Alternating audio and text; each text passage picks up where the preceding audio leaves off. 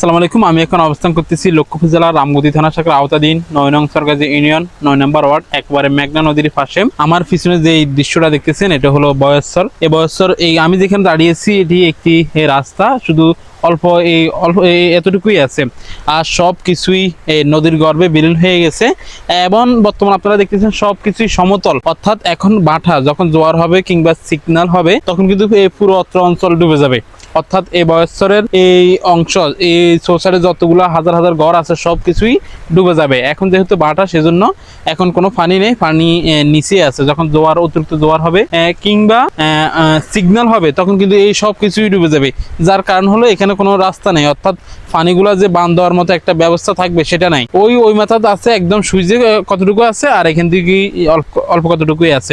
আর এখান থেকে সব কিছুই কিন্তু দোলা, অর্থাৎ সমতল জমি এবং মেঘনা নদী সমতল।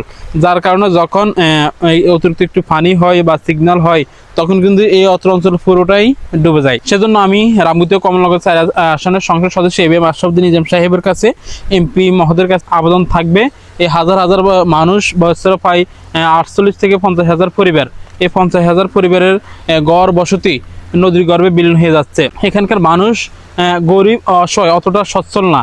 8 মাসে হলে একটু সচ্ছল হয়ে ওঠে, আবার যখন বর্ষা হয় তখন কিন্তু তাদের এই কষ্ট উপার্জিত সম্পদ সকল কিছু আবার নদীর গর্ভে বিলীন হয়ে যাচ্ছে।